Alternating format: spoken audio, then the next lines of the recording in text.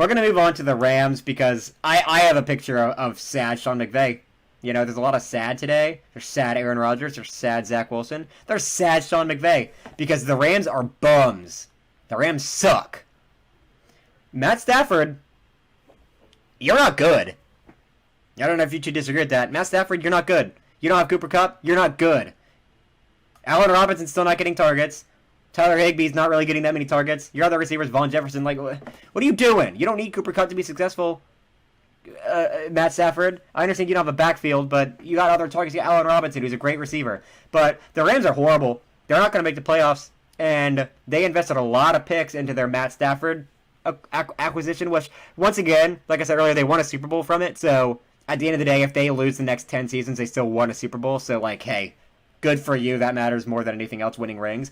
But you guys could have repeated because you brought back a lot of people. You didn't bring back everyone. Obviously, the offensive line was different, but you brought back a lot of people. You still have Sean McVay, a genius at head coach, but Matt Stafford's not playing very well. I understand he was hurt last week. Did he get hurt this week? I wanted to mention that earlier. Is he hurt again or what?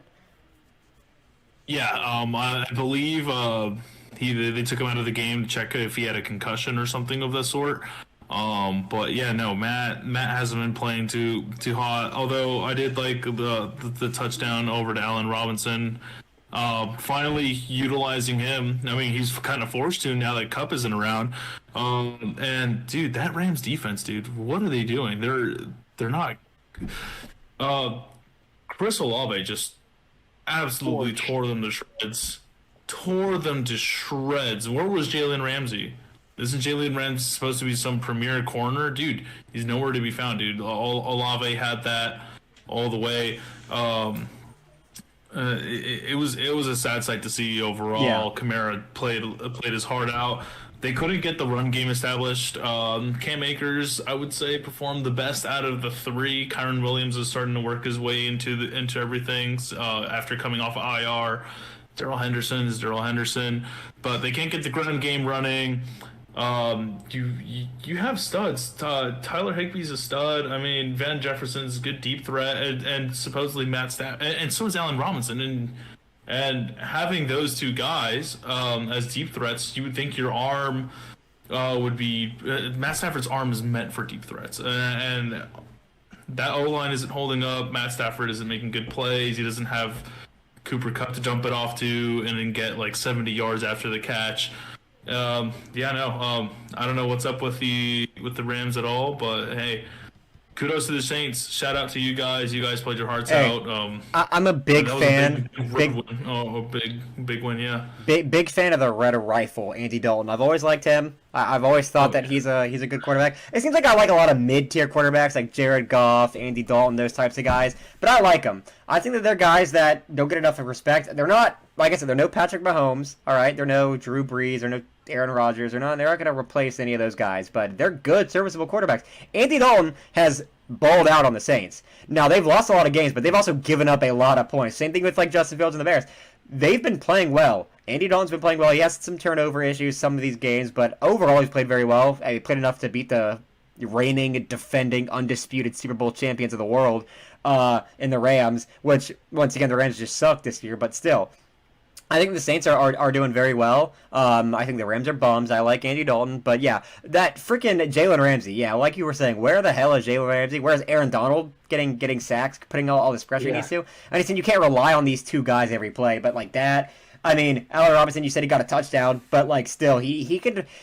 Whenever you lose Cooper Kupp, you can give those targets to Allen Robinson, and he can fill those shoes because a lot of those routes are very simple that Cooper Kupp usually runs, and it's just a matter of getting him into open space and throwing it, which is not hard to do with someone like Allen Robinson, who is a good a good wide receiver. I'm not saying he's as good as Cooper Kupp, but he's good enough to fill a lot of that, a lot of that targets there. And then you still got people like Tyler Higbee, who, by the way, I have on my fantasy team, Tyler Higbee. I'd love for you to get some targets, but it seems like that's not happening. And then Matt Stafford, I understand he's been battling injuries, which, once again, I can't really put much blame on someone when they're battling an injury because I don't know how much that affects them. But he's not played well this season. Even before his injuries, he wasn't playing well. So the Rams just pack it in and do better next year, man. Cooper Kupp's out for 8 weeks, so I don't know. The Rams are just in outer space this year.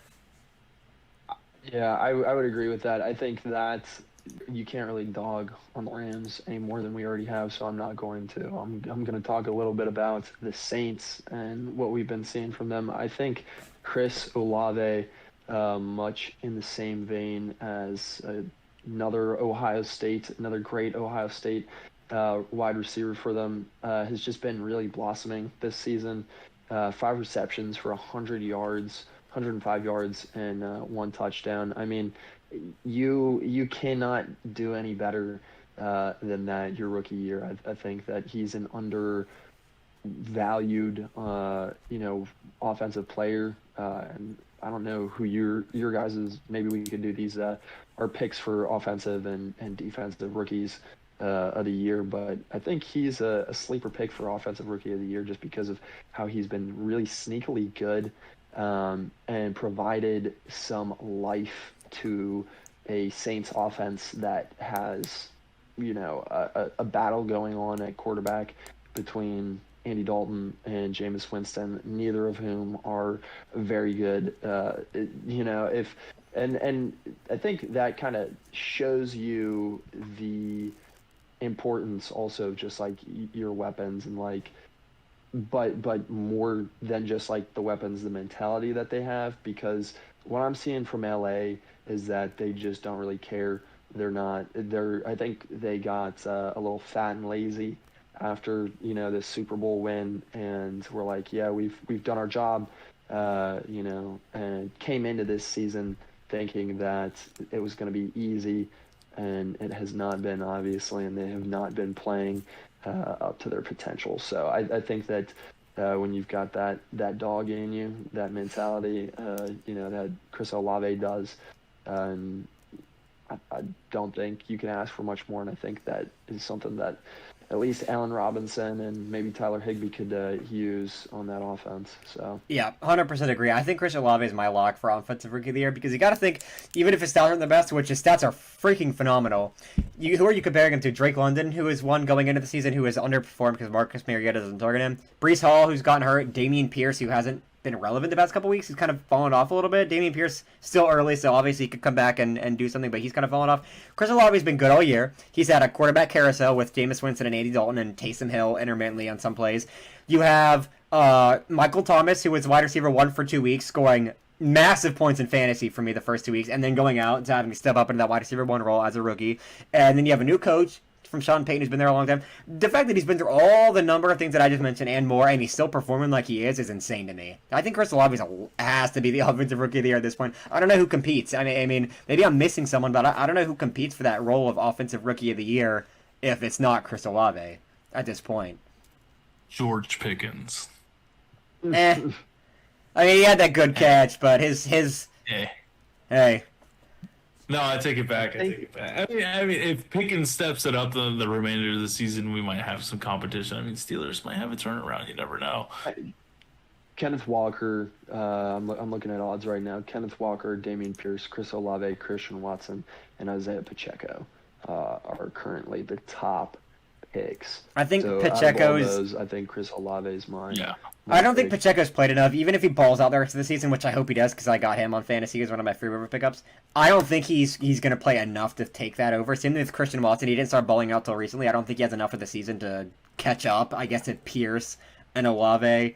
So I think it's probably between those two, and Pierce has slowed down a little bit, which I guess makes sense for running backs. But Olave's been pretty consistent, I feel like, with being very productive each week. But I think Kenneth Walker could possibly be a sleeper, but yeah, my pick's Olave. Yeah, I think Kenneth Walker. I think Kenneth Walker is probably my second behind Olave, but I got Olave because I know him and I like Olave, and whatever. Seahawks, you guys can step aside.